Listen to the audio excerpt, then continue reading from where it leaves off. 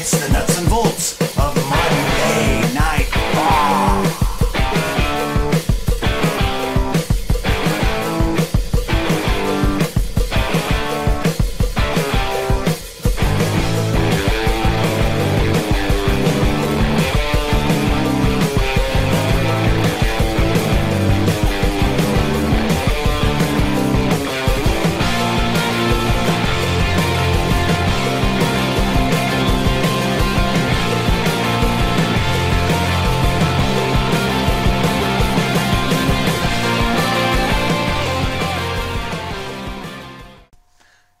Well, yes, sir.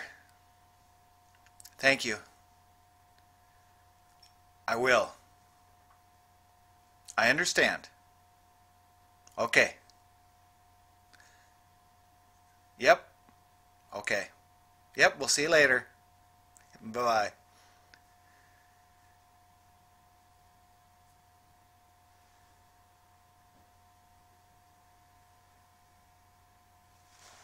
Hey fans, welcome to the nuts and bolts of Monday Night Raw. Sorry for the interruption right out of the chute. I just had a performance eval. How did I do? I guess we'll have to wait and see. They don't even give you the results. It seemed like it went good.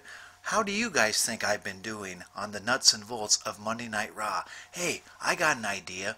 If you got something good to say, put it down in the comments section right here on One Wrestling's YouTube page. Then maybe it'll sway what the evaluators think. Now, if you're going to help them sway towards the negative, hey, keep it to yourself. Anyways, if you got something good to say, put it down in the comment section. For one, I want to hear about it, and two, you may just sway the performance evaluators, and maybe I will get some cha-ching, cha-ching pay raise. You make your money, you never give it up. Making it rain, making it rain. Help me out, guys. I got kids to feed. I got kids to put through college. I got food to eat. I'm a big guy. I want to fill out this Von Erich t-shirt. Help me out. Comment in the comment section below. Hey, if I want a good review, I better get down to the nuts and bolts of Monday Night Raw. And we're talking October 2nd, Monday Night Raw. And it starts out very honorably, very solemnly, as the entire Monday Night Raw roster is on the stage as they're paying tribute to the victims of the Las Vegas horrible acts in Las Vegas. Let's just put it that way. So, yes, we stand for Las Vegas. Our heartfelt prayers and thoughts go out to all the victims and families affected by the horrible events that happened recently in Las Vegas. Now let's get to some good news, and that's starting out Monday Night Raw with a wrestling match. That's right, we had one half of the tag team champions, Seth Rollins, taking on the monster among men, Braun Strowman, and Braun Strowman gets the victory in this matchup via the Power Slam. Now this was a pretty darn good matchup, and let me tell you why. It's been a while since we've seen Seth Rollins in a main event style singles match, and that's because, of course, he is a tag team champion, so he's been focusing on the tag team. Speaking of tag team, his partner came out and tried to help him, Dean Ambrose, but it was not enough to get the Duke on Braun Strowman. And then after all that, after they'd already been beat, both of them, by Braun Strowman, out comes the Bar. That's right, Cesaro and Sheamus, and then we turn into a further melee coming out of the Bar. Hey, the WWE really seems to be behind the tag team of the Bar, and I'm glad. So am I. These guys have a great look. They have great chemistry. They seem like a really legitimate tag team, and they are tough as nails. How about Cesaro? He's got some kind of mouthpiece in or something covering that injury he had on his front two teeth. Tell you what, all he wants for Christmas is his two front teeth. That was brutal, brothers. Whew. Anyways, yeah, good to see Seth Rollins still has it in a singles main event style matchup, and good to see they still got some steam on Braun Strowman. But what's next for Braun Strowman? Where does he go from here?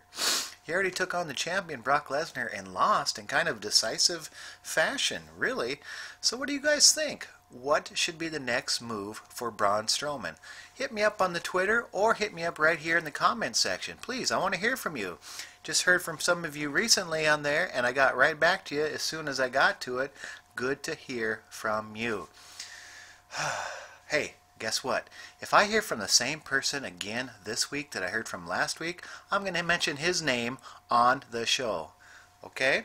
How about it? Is that any incentive? Maybe, maybe not. Anyways, I want to hear from you again down in the comment section. Moving on. We had Elias, of course, playing his guitar as he takes on Titus Worldwide's CEO, Titus O'Neil. That's right, Titus stepped back in the ring. This time, Apollo Crews was with him. I was really hoping for a big win for Titus O'Neil because I like this guy.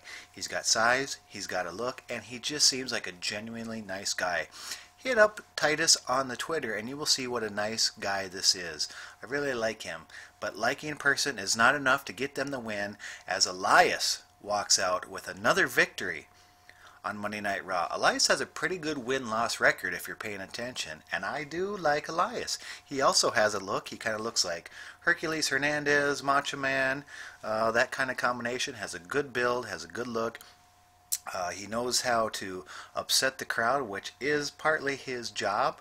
I really like the future for Elias Sampson. So watch for continued big things from Elias. Moving on, we had Nia Jax versus Mickie James. There was no winner in this because the champion Alexa Bliss broke it up as they're heading towards a title match now apparently later on between Mickie James and Alexa Bliss. Nice for Mickie James to be back in the spotlight again as she is in the advanced stages of her career. Next, we had the odd tag team of Matt Hardy and Jason Jordan. Now that is, of course, because Jeff Hardy is injured and he just had surgery. So let's hopefully he had a successful surgery. Anyways, this mixed match tag team took on the Club. Are they even being called Club anymore? I don't know. Gallows and Anderson throwing up the Too Sweet. Very interesting here. Gallows and Anderson, they come out in neon green colors and they're throwing up the Too Sweet and they're working for the WWE. Maybe that's why it's okay. Why am I saying this? Well, if you follow the news behind the scenes of the wrestling world, supposedly, reportedly, the WWE sent a cease and desist to the Young Bucks for throwing up the Too Sweet sign. The Too Sweet sign, of course, originated with the Clique. Shawn Michaels, Hunter Hearst Helmsley, X-Pac, Scott Hall, Kevin Nash. That was their sign. Hey, for us that have been watching wrestling since the beginning of time, it doesn't seem like that all long ago. We can almost see it as a gimmick infringement or a ripoff, if you will. But number one, everything in wrestling is ripped off, okay? Everything. Everyone has done it before. There's nothing wrong with it. Most guys are honored by it. Most guys look at it as still keeping their name out there. It's honoring. Well, for a lot of people, things like the Clique seem so long ago or before they were even born or watched wrestling that it's no big deal. Ugh, don't age me, fellas. I mean, I'm wearing a Von Erichs t-shirt for heck's sakes. Heck's sakes? Hey, this is a PD?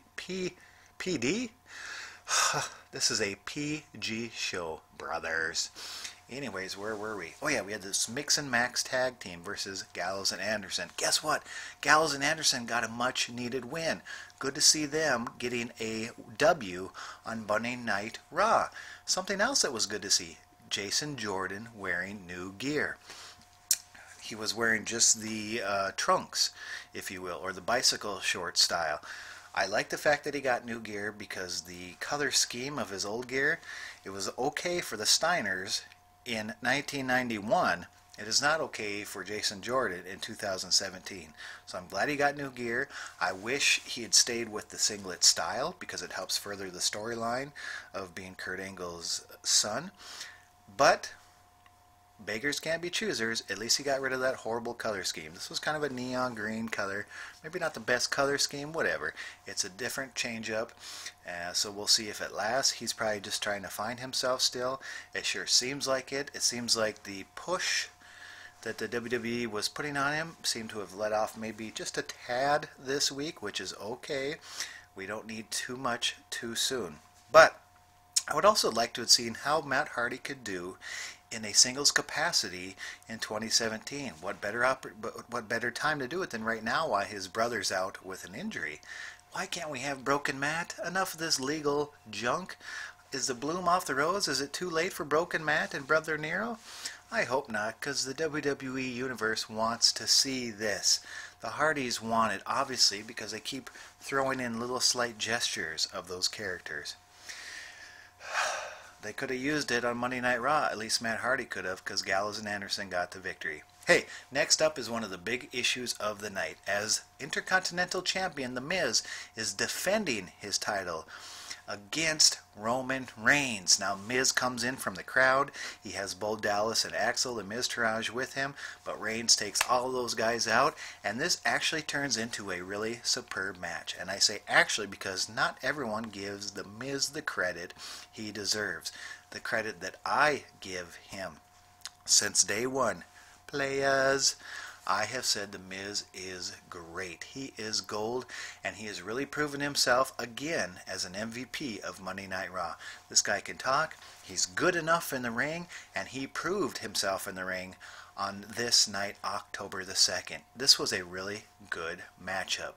We saw a Superman punch from Roman Reigns, and Miz kicked out. Might seem like a small deal, but it was actually a bigger deal.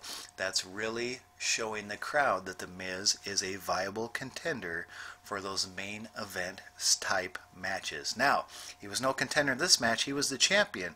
Was he going to lose his title to Roman Reigns? Not on this occasion, because guess who came in? That's right, The Bar again. Cesaro and Sheamus interjected themselves again. At first, I'm like, what are these guys doing in here? I hope they're not replacing the Miztourage, because I love the Miztourage, but that would be an awesome faction between the Miz, Cesaro, and Sheamus. That did not turn out to be the case, at least not yet. What it was about was beating down Roman Reigns, so the Miz, Cesaro, and Sheamus could end with the Sheild fists. That's right, they put all three fists in there together.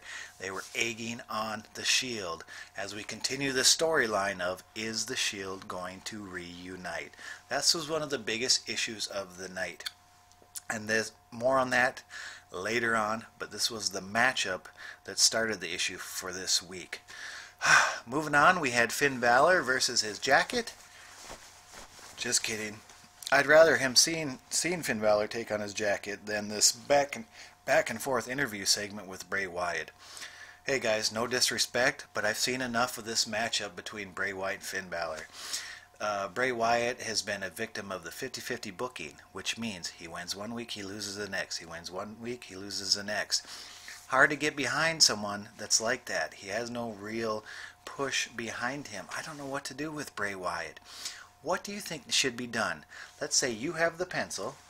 This is a permanent marker, but let's say you have the pencil and you could book any situation for Bray Wyatt.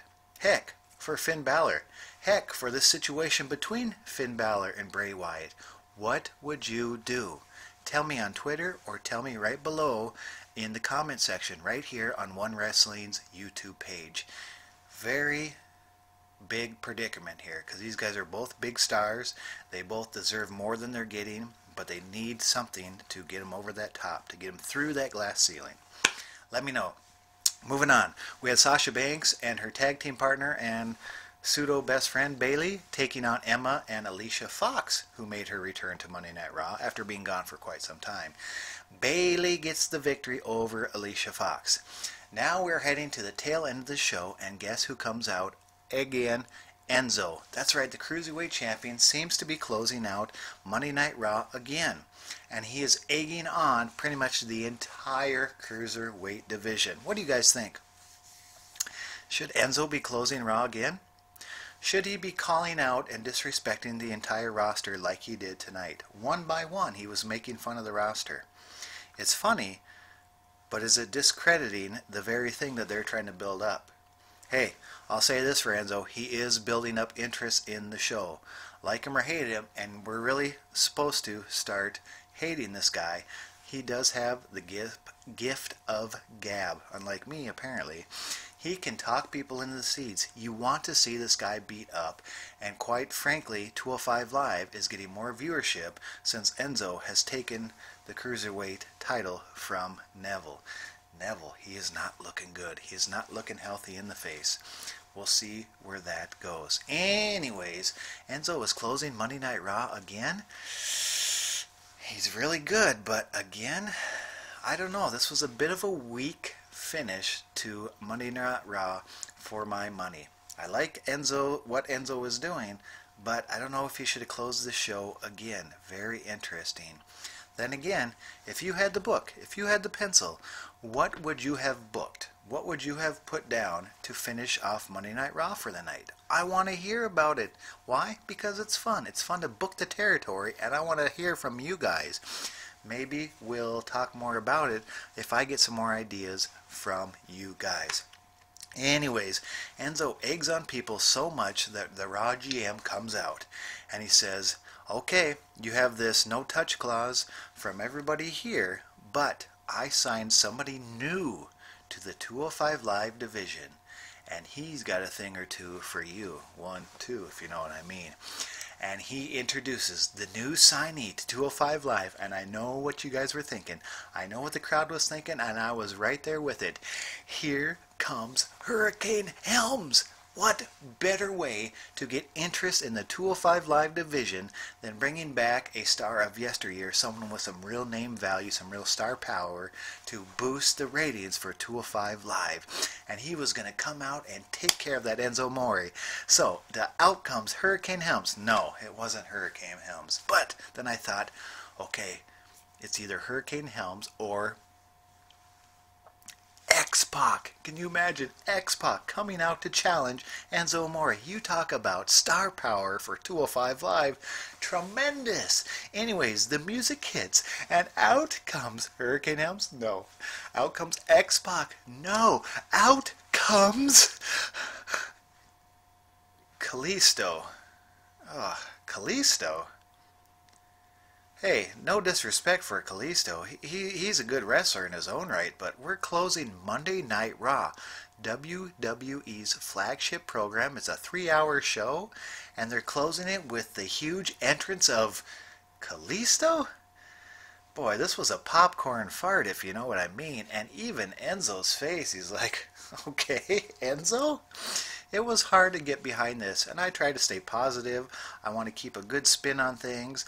I don't want to bag on the WWE product, but Kalisto? They want to put him in the vision. I say, yay. I've been saying that for a while. These undersized guys that they're not really doing anything with, why not put them in the 205 Live division? They are that size. It only makes sense. But to close Monday Night Raw with this? Bit disappointing.